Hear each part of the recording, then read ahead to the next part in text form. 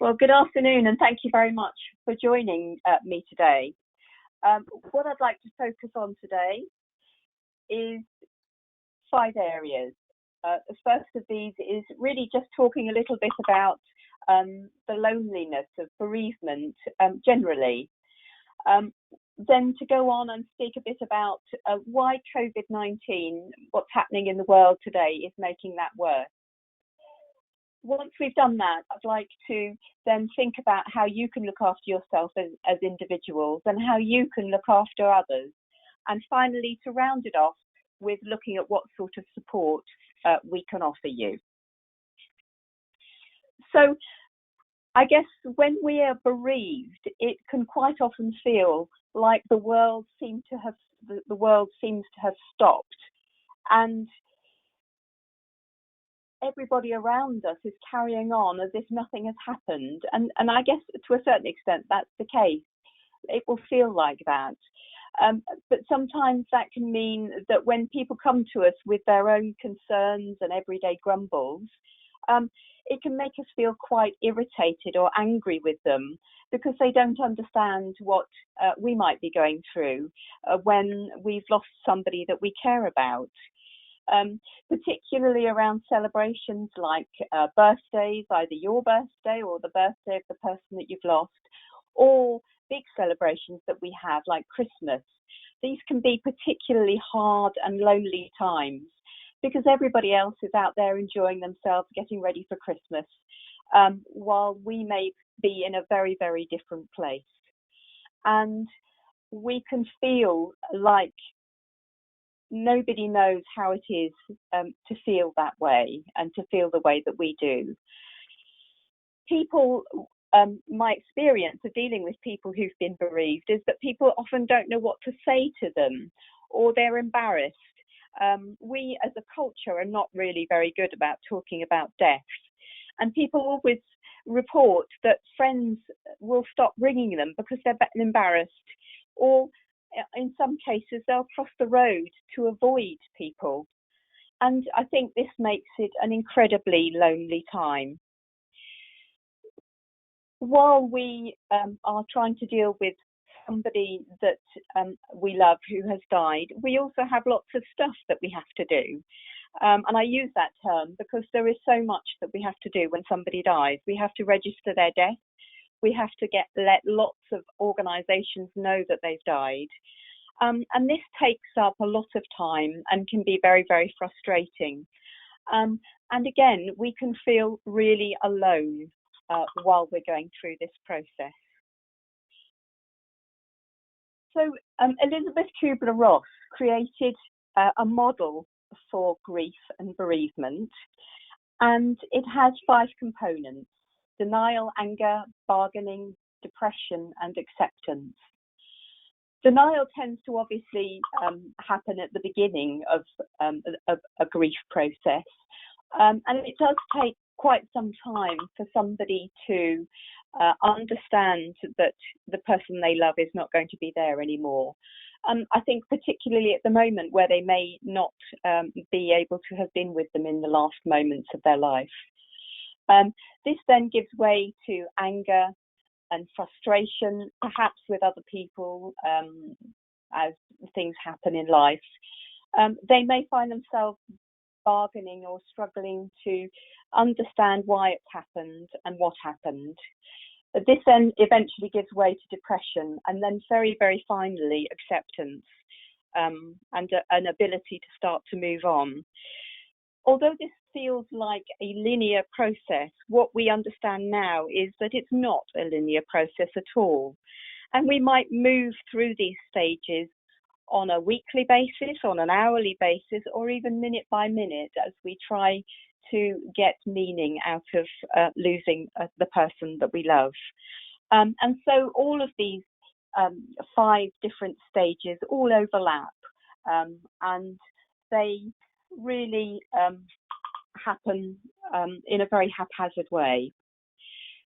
So you sometimes hear people say, well, time is a healer, or in time you'll get over it. Elizabeth Kubler-Ross would not agree with that. The reality is, she says, you will grieve forever. You will not get over the loss of a loved one. You will learn to live with it. You will heal and you will rebuild yourself around the loss that you have suffered. You will be whole again, but you will never be the same, and nor should you be the same, and nor would you want to be the same. And so I want to try and think about that in a slightly different way to help us to understand it a bit better. So I've created a little model of myself, for myself, and I hope this representation will help you to understand it a bit more as well. So when somebody close to us dies, it can be quite overwhelming, and our emotions are not contained within us. They tend to spill out, and they spill out in tears of grief, they spill out in anger and depression. And I've illustrated this by having the circles overlapping each other. It can feel as if we're being taken over by the grief and we're being eclipsed by it. Our grief can feel absolutely enormous. As time goes on, however, we see something else happening.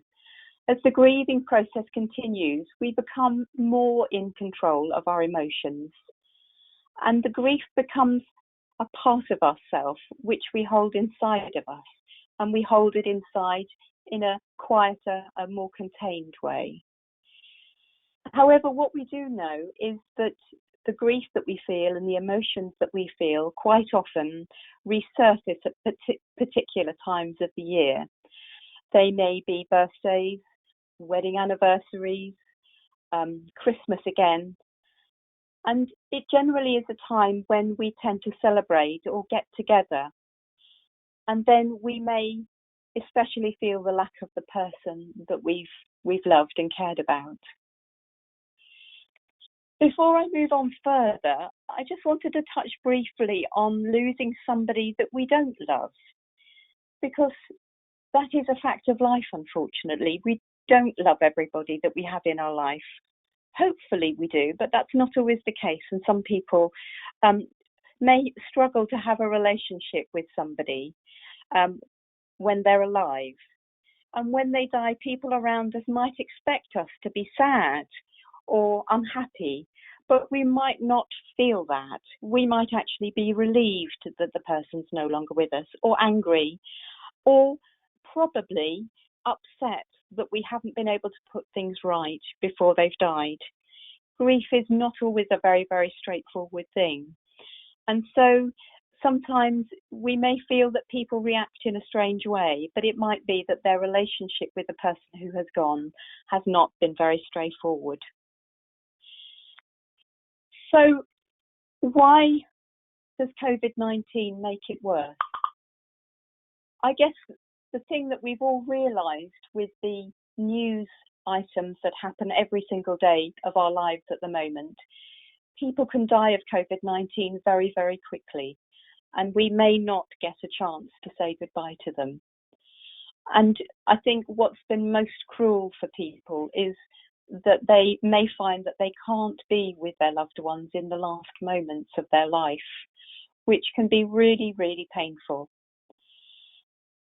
Either that, or they may be in a situation where they're struggling to say things over a telephone line or by a FaceTime link, and that can feel really impersonal and awkward to do. And so COVID-19 is making us change the way that we do things and the way that we've expected to do things. I think additionally, other things then come into play. You may find that you have to continue to self-isolate in the home that you shared with the person that you've lost, and you may not be able to leave it. So you may have all of their things around you, and it may be that in the end you have to put some of their belongings away for a while, because it may be really hard for you to sit and look at their photographs or look at their possessions. And it might be that you have to put them away in a box in another room and get them out later on to deal with them. Also, when you're living with other members of the family who are all grieving, they may be grieving in different ways. They may not be grieving in the way that you do, and they may behave oddly or out of character for them. I guess if I would ask you to take one thing away from today's webinar, it is that nobody grieves in the same way. We all have to do it in our own way.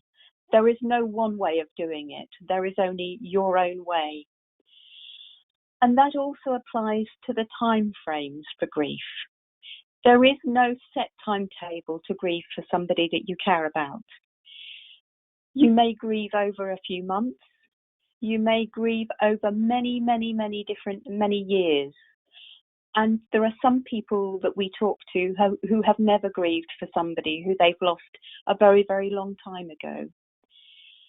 So please take that on board and think about what your way of grieving might be, because it may not be the same as your other family members.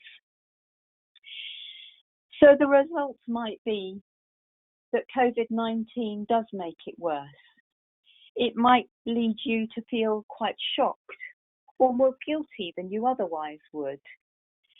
And this is partly because our traditional ways of saying goodbye to people have been so badly disrupted. You may not be able to attend the funeral. And it may leave you feeling more upset and perhaps robbed of these important things that we have always thought are there for us to do, to say goodbye to somebody. You may end up feeling quite traumatized by this. And Care First has ways of helping you with that, and I will come to that at the end of the presentation. COVID-19 is taking much more and many more people away from us than we are expecting. And you may lose somebody that you work with.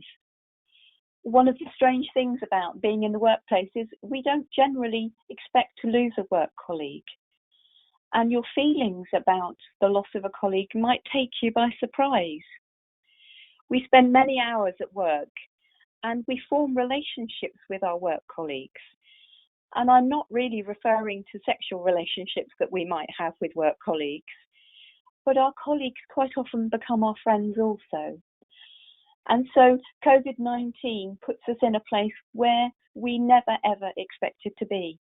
And we have to get used to this new normal, this new way of being. So if someone you care about dies, how can you look after yourself? Let's have a look at that now. So there are some very straightforward things. There's no magical answer to this. The first thing that I think is really important for you to do is to keep in touch with your family and friends. But I think more important than that is that you choose to keep in touch with people who are going to be good for you, who support you and who care about you. And again, families are difficult things. We don't always get on well with with all of our family members. Personally, I have 3 brothers. I don't get on well with all of them equally. Some of them I would turn to more than others. So think about the people that you have around you who you can really depend upon and make those the people that you go to. You need to look after yourself and get some rest. But importantly, try to keep to a regular routine. This will help to sustain you. You will have tasks that will preoccupy you and distract you. And that's really important also. We always say it's important to get some exercise, and that can feel quite blasé. But I think it's important to always try and get some fresh air if you can, and some good sunlight every day, because this will help you to stay physically resilient. And again, remember, it is normal and it is okay to feel the way you do, because you are doing grief your way. So that might mean that you look at photos of the person that you love. You might not be able to look at those photos, as I've already said, and you might have to put them away. You may even find yourself talking to the person that you've lost. And strangely as it may seem, you may look across the road and see them in a crowd of people. Perhaps not at the moment, that's not so easy. You may see some of these things and you may experience some of these things. They are not unusual. You may do none of these things. You may want to carry on like life is normal. And I guess the thing I'm trying to say to you is these are very, very normal ways that people find of coping. And they're not strange, although they may seem that to you. I guess the other thing that you may find that you can practice is something which we call ACE. It's not a good idea to become immobile and not do anything. And so ACE is a really simple way to think about how you can spend each day, if possible. A stands for achieve. So that is about just putting something in your day, a task or two that you can achieve. C for communication, making sure that you communicate with those special people around you. And although it's probably really difficult, find some little thing that you can enjoy each day. This again will help to sustain you in a mental and emotional way. So finally, how do we look after other people? How can you look after others? Again, it's not easy because we all do this in our own way. So if somebody wants to talk, let them talk. Don't stop them. If they want to cry, let them cry. It's perfectly normal to cry and to be upset. They might want to talk about the person who has died. They might want to talk about how they feel, and they might need to talk about the circumstances around the death of the person that they've loved. All of these things are really normal, but they also may not want to talk or do any of these things either. But perhaps we still need to try and keep in contact with them, even if they don't want to talk, so that they feel connected and they feel cared about. I guess the last thing I'd say about that is don't expect a response from people if you text them or you send them a voicemail. It may be that they're not in a place or in a frame of mind to respond to you. You may not receive a message back from them until much, much later. That's really about your expectation and your need rather than theirs. So don't put pressure on them to immediately come back to you. Expect and understand that it may take them some time to do that. So what can Care First do for you? Care First, as I hope you all are aware, is your employee assistance program. We can provide you counselling. We can provide you good, basic, pragmatic information and advice. We do this for you 24 hours a day, 7 days a week, 365 days of the year. And we are there for you. And I hope you feel, having listened to what I've said today, that you can pick the phone up if you feel that you need some support and talk to us. The counsellors and the information specialists are there and they're ready to speak with you. So what do we offer? We offer professional support through counselling, information and advice services. And these may be issues around being at home at the moment and trying to cope with that, or actually still having to attend work because you're doing one of those key jobs that helps to keep the country running at the moment. We are there to be a listening ear and to help and support you. We can provide support in the moment and, if necessary, some contracted telephone sessions or video counselling sessions. Our information specialists are there between 8 a.m. and 8 p.m. Monday to Friday to help and support you. If perhaps you've got worries about finance or debt, or want to know where you stand if you are, for instance, being furloughed, we can help with all these things. If actually speaking to somebody over the phone is worrying to you, then we have an online counselling service. So you can speak to somebody by using a chat facility and typing in your worries and concerns. If you're a manager of the organisation, trying to work out how you can help your members of staff and to keep them resilient, then again, we are here to offer management support. And as things get back to more normality, we are also here to provide critical incident support if necessary. Thank you so much for listening to me today. I hope you found it helpful, and it's been really important for us to have this opportunity to speak to you. Thank you very much.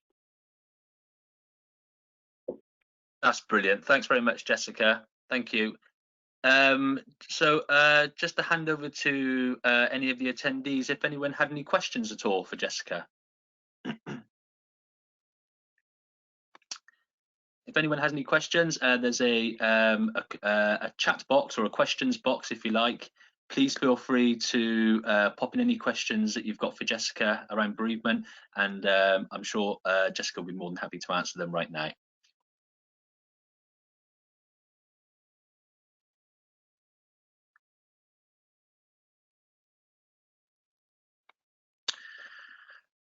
So a question from Kerry: are there any charities that can be signposted to colleagues as support?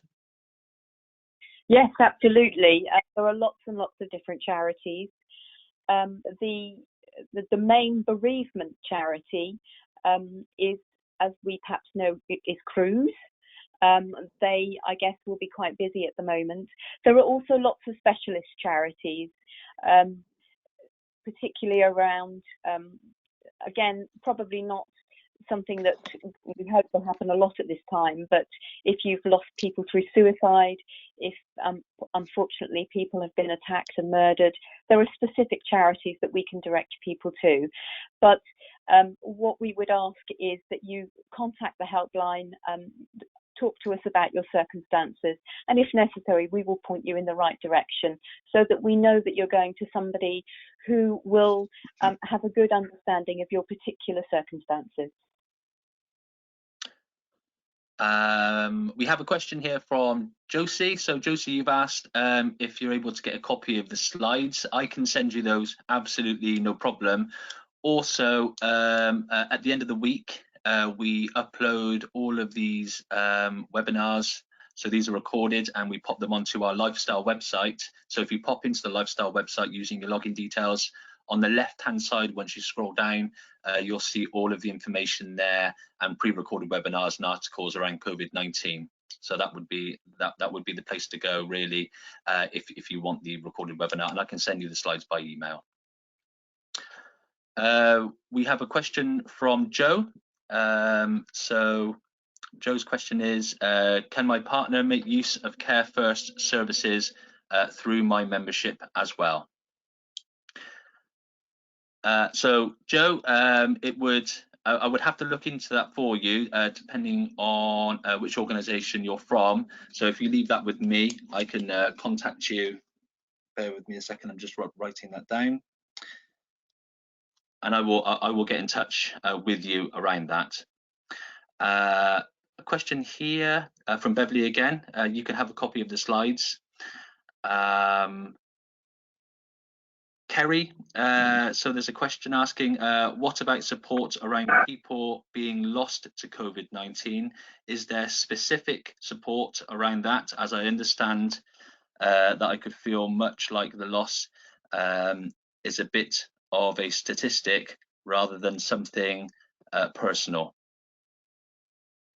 Yes, I think that's a really good question to ask. And whilst I don't think that the things that we would need to do would be very, very different, because this is about helping you to cope with the loss and the particular situation of the loss, I think that we would want to understand, or anybody who calls into our service, what the particular circumstances of that loss means to you as an individual, and then we would support you in a way which is meaningful and makes sense to you.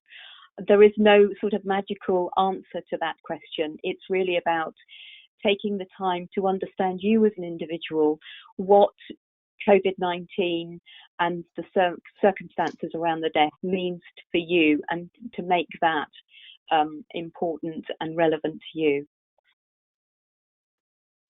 Brilliant, thank you, Jessica. Are there any? Can I just make another point, really, Sure. before we finish? And that is that I did mention in one of the slides that sometimes deaths can be very, very traumatic. And if we encounter somebody who does feel quite traumatized by a death, we would assess you very carefully and may look at some specialist support for you if that was the case. So just to go back to that last question, if you were really traumatized by the fact that this death had occurred during COVID-19, we would look at particular ways to help and support you. Thank you. Brilliant, thank you. Just a message from Joe again, not a question he's put, but an observation he's put. In our family, it feels like our grief is on hold until the COVID-19 situation ends and the family can gather for a proper ceremony. Yes, I would entirely agree with that, Joe. It's because all of our traditional ways of meeting, holding a wake, and being together as a family have been entirely disrupted by COVID-19. Meeting by Zoom may go some way, but it doesn't really help. You can't reach out and touch each other, give each other a hug, and that for your family might be really important. And this is why it's really so important to reach out in any way that you can do. But I do understand you probably will not honour and memorialise the person that you've lost until this is all over, and that could be some time yet. Were there any other questions at all?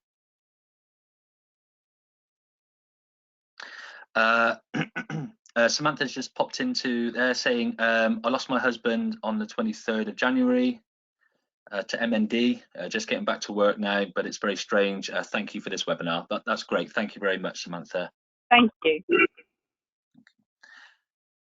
Can I ask just one more time if there are any other questions at all whatsoever for Jessica until we leave and finish the webinar? Thank you, Sammy. No, brilliant. Well, thank you very much to everyone that's attended. Like Jessica said, I hope you've all found this very useful. And I will come back to some of the questions there around slides very shortly. Thank you everyone for attending. Thank you. Thank you. Goodbye. Thank you.